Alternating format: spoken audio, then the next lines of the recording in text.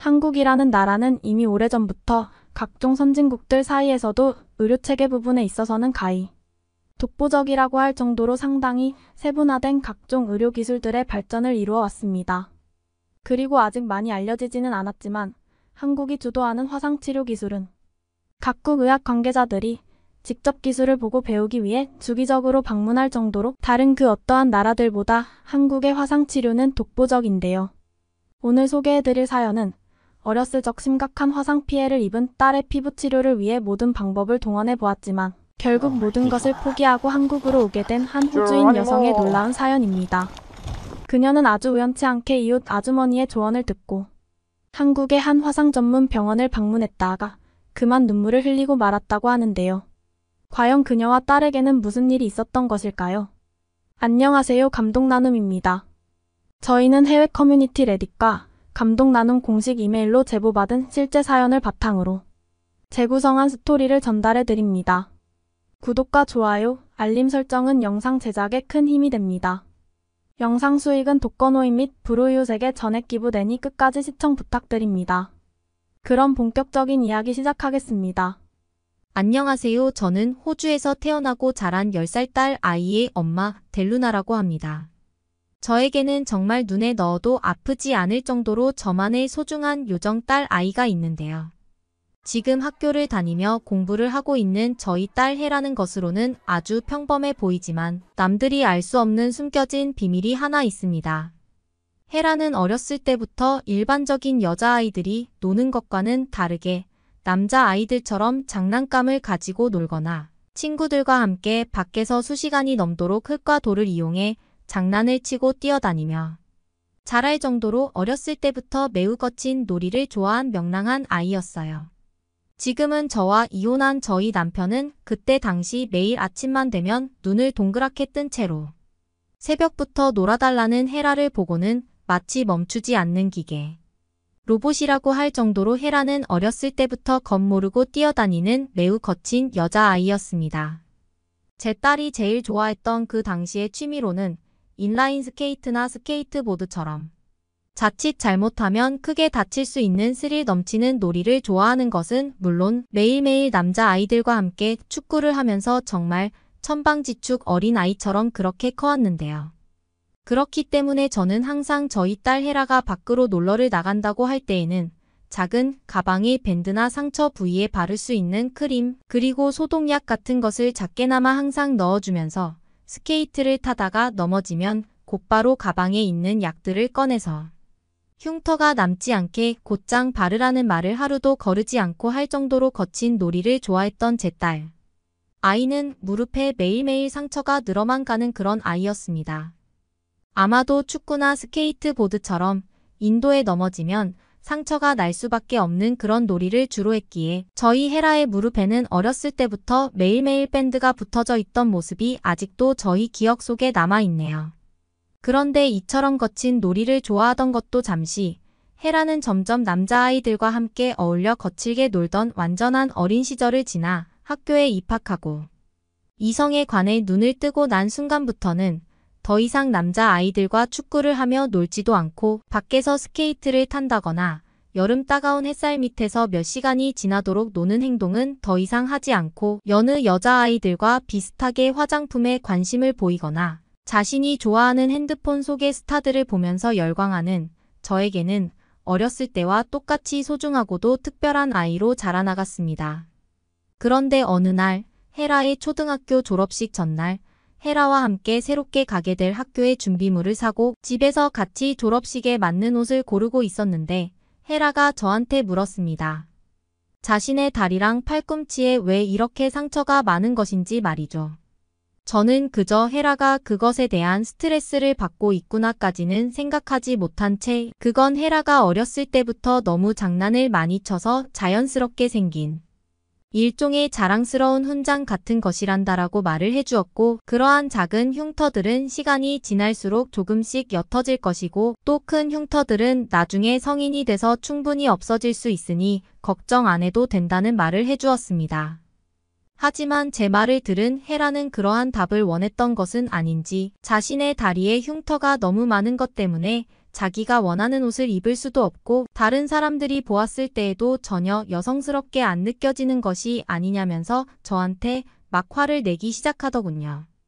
딸의 마음은 충분히 이해가 되는 것이었고 저 또한 한 여성으로서 헤라가 어떠한 부분에 있어서 속상한 마음이었는지 잘 알고 있었지만 그 당시에는 평범한 여자아이들에게 찾아오는 사춘기구나라는 생각을 한 채 그러한 흉터들과 내가 입고 싶은 옷을 입는 나를 위한 행동은 전혀 별개라는 것을 설명해 주었고 더 이상 몸에 있는 흉터에 얽매이지 않고 내가 하고 싶은 모든 것을 평범하게 다하면 된다는 말과 함께 저는 딸의 다리를 보고는 그렇게 흉터가 크지도 않으니 더 이상의 투정은 그만 부리라는 강한 어조로 대화를 마무리 지었습니다.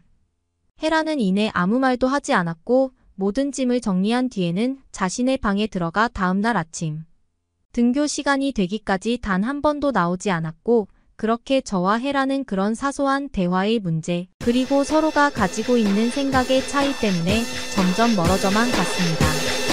그렇게 헤라가 새로운 등급의 학교에 가게 된 지 약 한 달의 시간이 지났을 때 저는 여느 때와 다름없이 회사에 출근해 평범한 일상의 업무들을 보고 있었는데 그날은 왜인지 모르게 일이 너무나 늦게 지연되며 저뿐만 아니라 회사팀 전체가 야근을 하게 되는 상황이 발생해 버렸어요.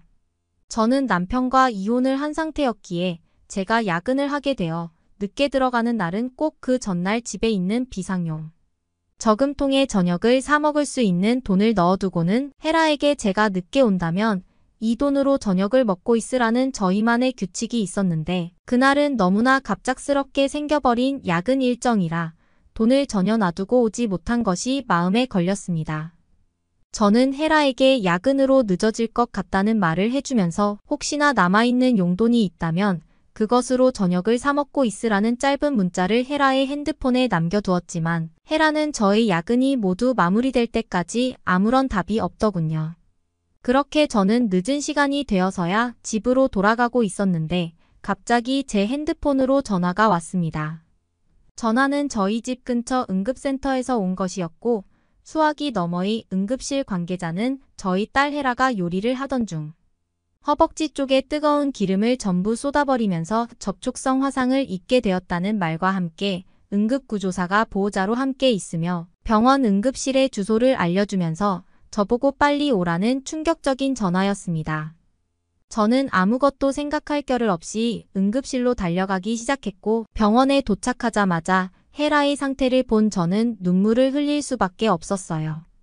그 작은 아이는 아프다는 말도 하지 않은 채로 자신의 허벅지만을 쳐다보고 있었고 제가 들어오는 것을 본 응급실 의사는 화상 부위는 빠르게 잡아내어 심각한 단계로까지 진행되지는 않았으나 화상 치료가 모두 진정된 뒤에 흉터는 아마도 크게 남을 것이고 일종의 트라우마로 자리 잡을 수 있다는 말까지 해주시면서 응급실의 1일 치료 비용은 다소 고액으로 책정되기 때문에 어떠한 추가 치료도 할 수 없는 지금은 일단 퇴원을 하고 주기적으로 병원을 방문해 화상 치료를 받으라는 조언을 해주었습니다. 헤라는 저에게 너무나 배고파서 집에 있는 채소들로 요리를 하려고 했다가 화상을 입었다는 말을 해주면서 다른 날들과는 다르게 자신은 괜찮으니 걱정하지 말라는 듯한 의젓한 모습을 보여주었고 저는 이 상황이 저녁 비용을 놔두고 오지 않은 저의 실수 때문에 발생된 것 같아서 그저 눈물만 흘린 채 헤라를 꼭 안아주었습니다. 하지만 바로 그날이 헤라와 저의 불행이 본격적으로 시작되는 날일 것이라고는 전혀 생각지도 못한 채 말이죠. 헤라는 점점 쾌활하고 명랑하게 지내오던 원래 모습과는 다르게 어째서인지 자꾸만 집 밖으로 나가려 하지 않았고 학교가 끝나고는 꼭 또래 친구들과 함께 번화가를 놀고 왔었는데 어느 날부터는 이러한 모든 외부 활동을 하지 않으면서 그저 집에서 시간을 보내는 날이 점점 길어져만 갔기 때문입니다. 헤라는 저에게 자신의 몸에 안 그래도 흉터가 많은 사람이라고 학교에서 놀림을 당하고 있는데 이제는 허벅지 부위에 크게 남아있는 화상의 흉터는 자기의 자존감을 계속 낮추고 있다면서 저에게 흉터를 없앨 수 있는 무슨 수라도 내보라면서 매일매일 화를 냈어요. 저도 피부의 치료를 도와주고 싶어서 인근 병원에 방문해 헤라의 상태를 말하고 조언을 들었지만 그때마다 저를 대했던 호주의 의사들은 기본적인 화상 치료 자체도 이미 큰 비용이 들어가는데 그것이 모두 완료된 뒤에 흉터 치료는 상상할 수 없을 정도의 많은 비용이 동반되고 또 흉터를 완전히 지우기 위한 재생 전문 치료는 현재 호주에서 제대로 수행할 수 있는 병원조차 있지 않기 때문에 일상생활에 지장이 없는 흉터는 그저 포기하라는 청천벽력과도 같은 말만을 해주었습니다. 저 또한 처음 헤라의 응급실 치료 비용으로 엄청나게 많은 비용을 이미 사용한 상태였기 때문에 헤라의 흉터가 저 때문에 발생한 것 같은 좋지 않은 우울감과 제 딸을 슬프게 만들었다는 사실은 헤라뿐만이 아닌 저까지도 제 마음의 흉터를 점점 크게 만들어 나갔어요. 저는 제가 살고 있는 도시를 떠나 멀리 있는 병원에까지 헤라의 흉터를 지울 수 있는지 상담을 하고 다녔지만 그때마다 레이저를 이용한 재생치료의 말도 안 되는 비용은 저의 행동을 자꾸만 멈추게 만들었고 저는 점점 나쁜 엄마가 되는 것 같았습니다. 그리고 헤라는 이제 아예 학교마저 가지 않으려는 태도를 보이면서 이제는 매일 아침 헤라의 얼굴을 보기도 힘든 나날이 이어져 나갔어요. 그런데 어느 날 제가 살고 있던 주택 옆으로 한 한국인 가족이 이사를 오게 되었는데 처음으로 이사를 온 날 그 한국인 가족들은 저희 집으로 찾아와 한국의 전통 음식인 떡을 주면서 케이크와 비슷하니 한번 먹어보라는 말과 함께 앞으로 같은 동네 주민으로서 잘 지내자는 감사한 말을 해주었습니다. 그렇게 집과 회사에서도 힘든 상황을 겪고 있던 저는 그 한국인 가족들과 점점 친해지게 되었고 왜인지 모르게 놀아도 학교가 아닌 바로 집 옆에 한국인 가족들과는 그럭저럭 자연스럽게 지내면서 평소 한국에 관해 궁금했던 점을 그 가족들에게 물어보면서 한국인 가족들을 만나는 날에는 꼭 자기의 방문을 열고 직접 나와주었기에 저는 그 한국인 가족들에게 너무나 감사한 나날이 이어졌지. 그러던 어느 날 저는 옆집의 한국인 가족에게 헤라의 어려운 상황을 털어놓게 되었는데 제 상황을 가만히 듣고 있던 한국인 가족의 친구는 자신들이 조만간 한국의 명절을 보내기 위해 한국으로 돌아갈 것 같은데 그때 같이 한국에 있는 화상과 흉터의 전문 치료 병원을 가보는 것이 어떻겠냐는 조언을 해주었고 그렇게 저는 약 3주 뒤 회사에 오랜 시간을 보낼 수 있는 분기 휴가를 신청한 채 저희 딸 헤라 그리고 그 한국인 가족과 함께 인생 처음으로 한국에 가게 되었습니다. 밖으로 나오기 싫어했던 헤라는 흉터 치료를 위해 한국에 가는 것이라는 말을 해주니 조금 고민을 하는 듯 했지만 이내 무엇을 준비하면 되냐면서 무언가 기대감에 부푼 듯한 모습을 보이기도 했어요. 처음 도착한 한국은 제가 살던 호주와는 또 다른 매력을 가진 도시였고 저를 너무 설레게 만들어 주었지만 저는 딸의 흉터 상담을 목적으로 한국을 방문한 것이었기 때문에 이내 마음을 접고 그 한국인 가족과 곧바로 미리 알아놓은 흉터 전문 치료병원으로 달려가기 시작했습니다. 아직도 기억이 생생하게 남아있네요. 그 병원은 서울의 엄청난 빌딩 숲들 사이에 있는 병원이었는데 이미 그 병원에 들어갔을 때 저희 딸 헤라보다 더욱 넓은 면적의 흉터를 가진 아이들이나 성인들이 엄청나게 많이 모여 있었고 저는 왜인지 모르게 이 병원이라면 호주에서보다는 더욱 효과적으로 치료를 할 수 있지 않을까 하는 생각이 들었어요. 그리고 영어를 엄청나게 잘했던 그 한국인 의사분은 다소 영어에 약한 저에게 헤라의 상태는 현재 일상생활에는 문제가 없을 정도로 피부가 많이 재생된 것은 맞지만 청소년기의 아이들이 쉽게 트라우마를 느낄 수 있는 흉터를 치료하는 것에는 피부 이식 과정을 꼭 진행해야 될 것 같다는 말과 함께 이러한 피부 이식 치료 과정은 시간이 상당히 많이 소요되기에 저한테 괜찮냐고 물어보더군요. 저도 짧은 시간 안에 치료가 되지는 않을 것이라는 예상을 하기는 했지만 약 1년 이상은 주기적으로 병원을 방문해 치료 과정을 단계별로 살피고 때에 만든 시술을 동시에 진행해야 된다는 말은 갑자기 저를 엄청 당황하게 만들었습니다. 1년이 넘는 시간이라면 사실상 한국에서 정착을 해야 될 정도의 문제이고 아직 저는 그러한 마음의 준비는 되어 있지 않았기 때문이었어요.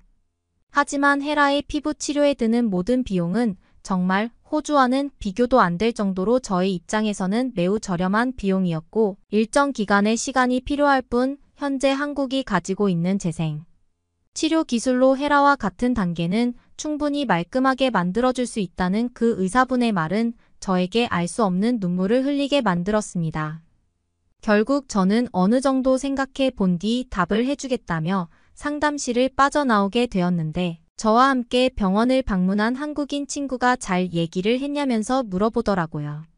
저는 그 한국인 친구에게 현실적인 문제들을 얘기해 주었고 제일 큰 문제는 비용을 떠나 헤라와 제가 아예 한국에 정착해야 될 정도의 긴 시간이 필요한 것이 더욱 큰 문제라는 저의 상황을 설명했습니다.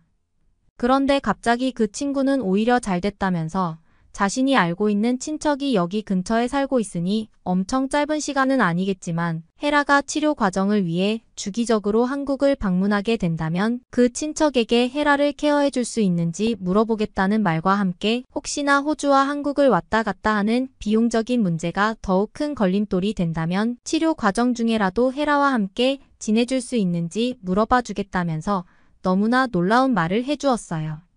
그러면서 그 한국인 친구는 저한테 너무 부담을 가지지 않아도 된다면서 요즘 외국인들이 오히려 한국 사람들과 함께 지내면서 서로의 문화를 이해하고 서로의 언어나 영어를 배우는 것이 그 친척분들한테 더욱 큰 도움이 될 수 있을 거라는 너무나 고마운 말을 해주었고 그렇게 저는 한국인 가족과 친구의 감사한 도움을 받아 병원비를 결제하고 무사히 헤라의 치료 과정을 시작할 수 있었습니다. 저와 엄청나게 오랜 시간을 지켜본 친구는 아니지만 어느 날 우연히 저희 집 옆으로 이사와 저와 친구가 되어주며 자신의 일이 아닌 타인의 일에도 모든 수단과 방법을 가리지 않고 도와주는 그 한국인 친구의 모습은 아직도 잊을 수가 없을 정도로 너무나 감사한 마음 그리고 소중한 마음을 가지고 있어요.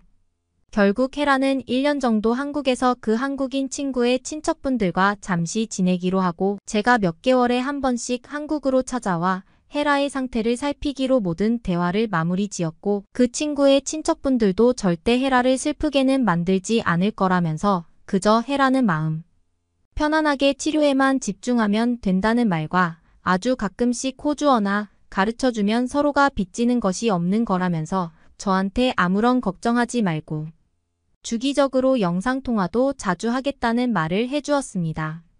그리고 그러한 시간을 보낸 지금은 1년이라는 시간이 훌쩍 넘어 헤라는 다시 저희 팔베개를 베고 잠이 들어 있습니다.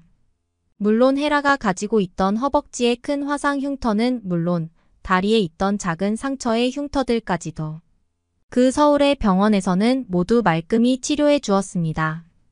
아마도 저희 옆집에 한국인 가족이 이사오지 않았거나 제가 한국이라는 나라에서 전문적인 흉터 치료를 받게 되지 못했다면 지금의 행복은 없었을 것 같네요.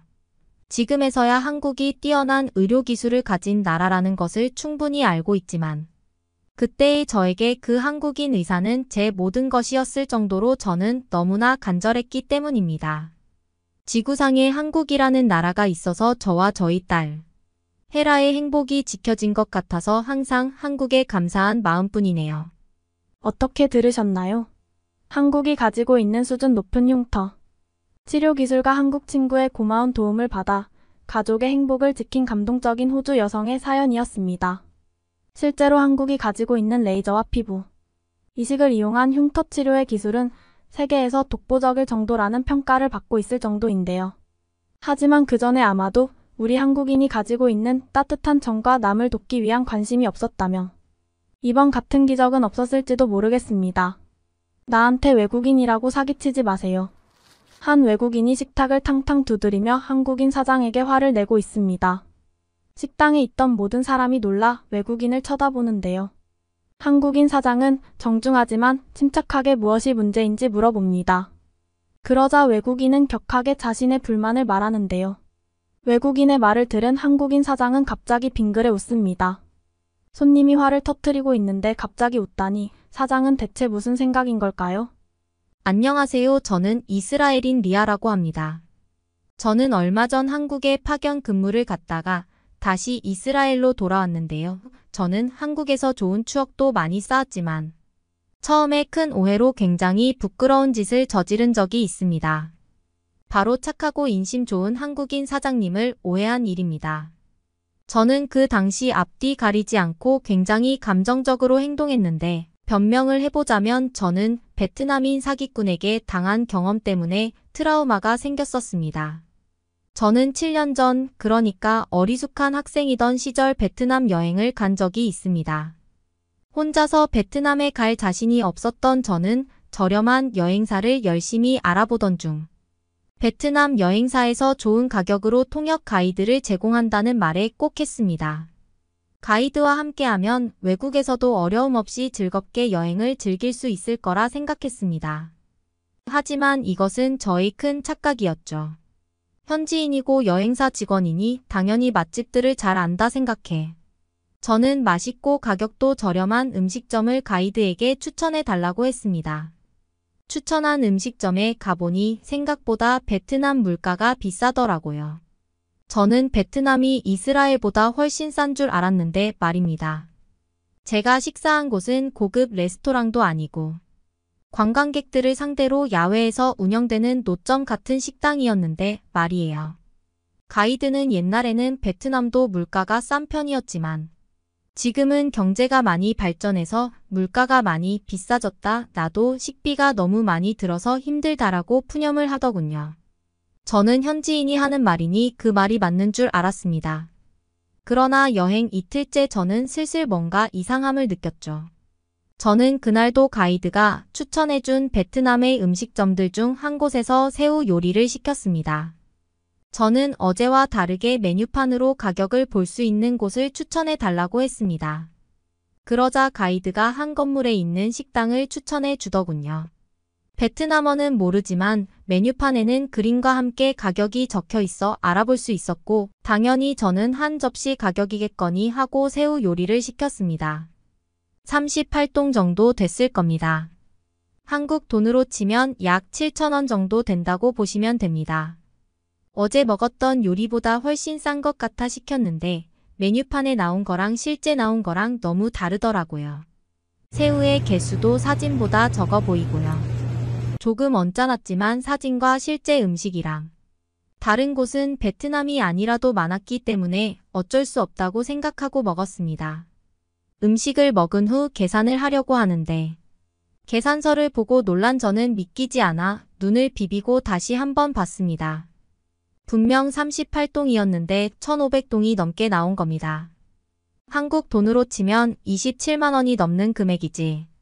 저는 왜 메뉴판이랑 가격이 다르냐고 항의했지만 가게 주인은 자꾸 메뉴의 한 부분을 가리키면서 오히려 본인이 더 역정을 내는 겁니다. 저는 가이드를 불러 무슨 말을 하는 거냐고 해석해달라고 했고 가이드는 그 주인의 말을 듣더니 난감한 표정을 지었습니다. 그리고 메뉴판을 다시 보여주면서 하단에 정말 작은 글씨로 써진 내용을 가리키고 한 마리당 가격입니다. 라고 쓰여 있었다고 말하더군요. 저는 어이가 없었습니다. 누가 메뉴판에 한 접시 가격도 아니고 한 마리당 가격을 줬나요? 그것도 저렇게 작은 글씨로 말이죠. 너무 억울했지만 가이드는 어쩔 수 없다고 저를 달랬습니다.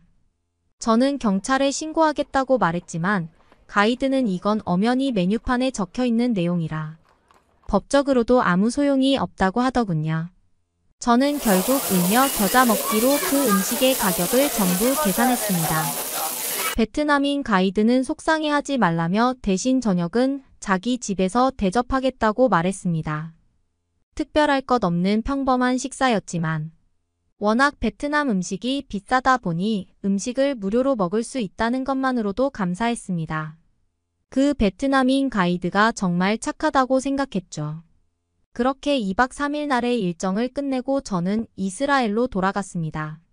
그리고 몇 달 뒤 저는 학교 후 베트남의 바가지 논란에 대한 기사를 읽고 있었는데요. 그런데 기사를 읽으면 읽을수록 뭔가 이상했습니다. 바가지를 씌운 식당이 왠지 제가 갔던 식당 같다는 생각이 들더군요.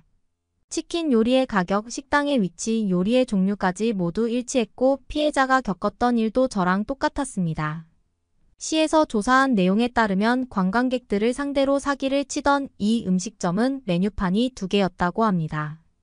현재인 메뉴판과 관광객용 메뉴판을 다르게 만든 것이죠. 똑같은 새우 요리라도 현지인에게는 한 접시에 38동, 관광객에게는 한 마리에 38동으로 팔았습니다.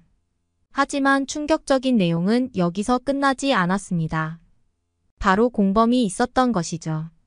여행사는 현지인 가이드를 이용해 맛있는 식당을 추천해 주겠다고 한 뒤 바가지를 씌우는 식당들로 유도했고, 일이 성공하면 세금을 받고 있었다고 합니다. 저는 순간 손이 부들부들 떨렸습니다.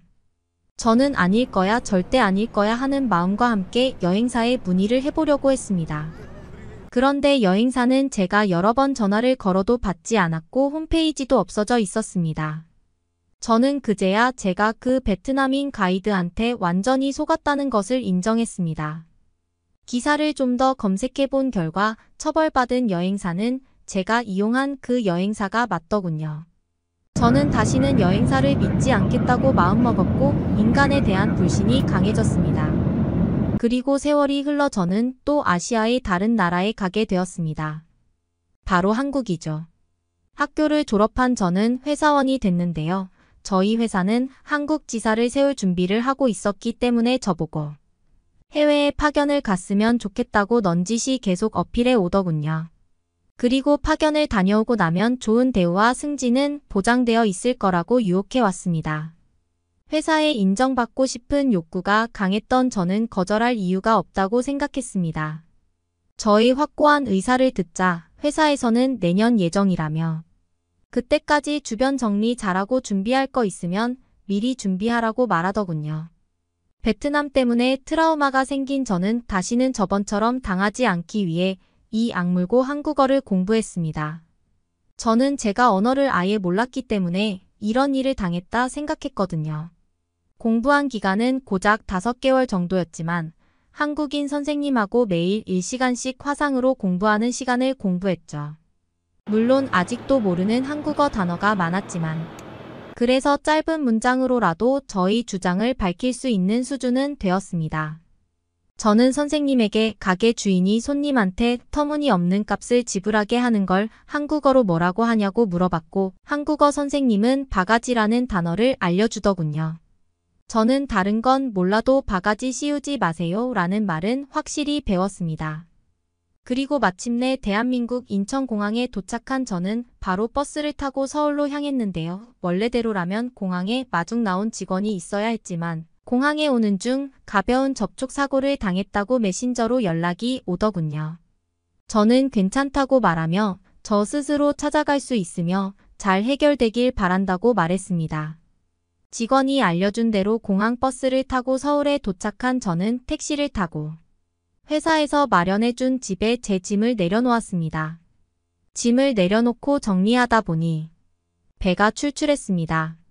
저는 바깥으로 나가 근처 음식점에 들어갔는데요. 그 당시 저는 음식점에서 훈제 오리고기 정식이라는 메뉴를 시켰는데 이미 베트남 때문에 불신이 생긴 저는 점원에게 물어봤습니다. 고기 하나가 18,000원인 거 아니죠? 여기 하나가 18,000원인 거 맞아요. 거기 하나가 18,000원이냐고요. 설마 우리 고기 한정 가격을 말씀하시는 건가요? 정원은 황당하다는 듯이 말했지만 저는 거듭해서 물어봤고 정확하게 한 접시의 가격이란 확답을 받았습니다. 저는 이번에는 사기꾼들한테 안 당하겠지 하고 안도의 한숨을 쉬었습니다. 그런데 좀 이상한 겁니다. 분명 오리고기 한 접시가 나온다고 했는데 갑자기 오리고기가 아닌 다른 메뉴들도 엄청 나오는 겁니다. 무료상에 차려진 접시만 12접시였습니다. 저는 혹시 점원이 착각했나 싶어 이 요리들은 제가 시킨 게 아니라고 정중하게 말했습니다. 하지만 점원은 훈제 오리고기 정식을 시키신 게 아니냐고 물어보셨고 저는 맞다고 했습니다. 그럼 맞네요. 잘못 드린 게 아닌 것 같습니다. 그 말을 듣자 저는 혼란스러웠지만 이내 곧 분노가 치솟아 올랐습니다. 이 사람들이 저한테 방아지를 씌우려고 일부러 많은 음식을 내줬구나 라는 생각이 들었죠. 저는 아시아 사람들을 바가지 씌우는 수법이 보통이 아니라고 혀를 내둘렀습니다. 한 마리당 가격으로 바가지 씌우는 게 통하지 않으니 시키지도 않은 음식을 내줘서 일부러 비싼 가격을 치르게 만들려는 듯 했습니다. 저는 당장 사장을 불러오라고 말했고 사장이 저에게 달려와 무슨 일이냐고 물었습니다. 저는 사장에게 불쾌감을 드러내며 당신이 속이려고 해도 아무 소용이 없을 거다라고 말했습니다. 사장은 뭔가 오해가 있는 것 같다면서 어떤 부분이 불편하셨냐고 묻더군요. 바가지를 세워놓고 태어난 자태에 기가 찬 저는 소리를 지르면서 따졌습니다. 내가 주문하지 않은 음식이 있어요. 바가지 씌우지 마세요. 그런데 사장은 저희 말을 듣더니 빙그레 웃는 겁니다. 저는 이 사람이 미쳤나, 어쩜 사람이 들키고도 저렇게 뻔뻔한가 싶었습니다. 하지만 그 다음 사장의 말을 듣고 저는 깜짝 놀랐습니다. 이건 반찬입니다. 돈을 내시는 음식이 아니에요.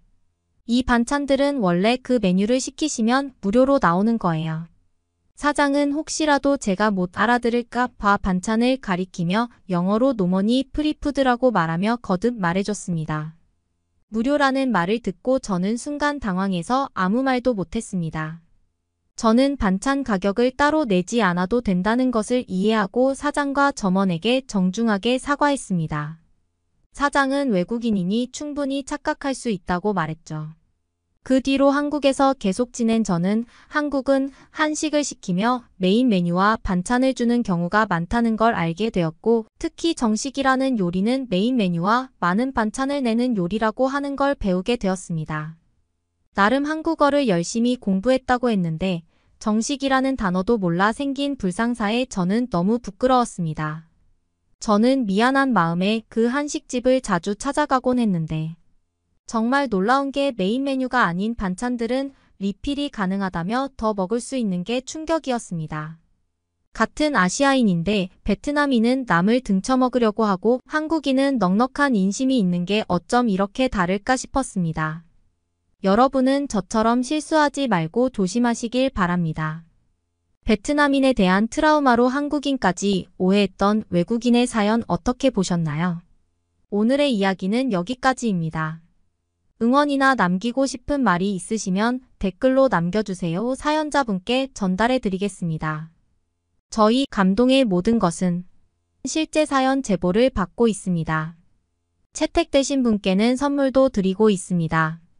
저희의 사연이 여러분의 하루의 작은 힘이 될 수 있었으면 좋겠습니다. 지금까지 한국의 감동 이야기를 나누는 감동의 모든 것이었습니다. 구독과 좋아요를 눌러주시면 영상 제작에 큰 힘이 됩니다. 감동적인 사연을 주변 사람들에게 공유하고 함께 이야기 나눠보세요. 끝까지 시청해주셔서 감사합니다. 더욱더 좋은 영상으로 찾아뵙겠습니다.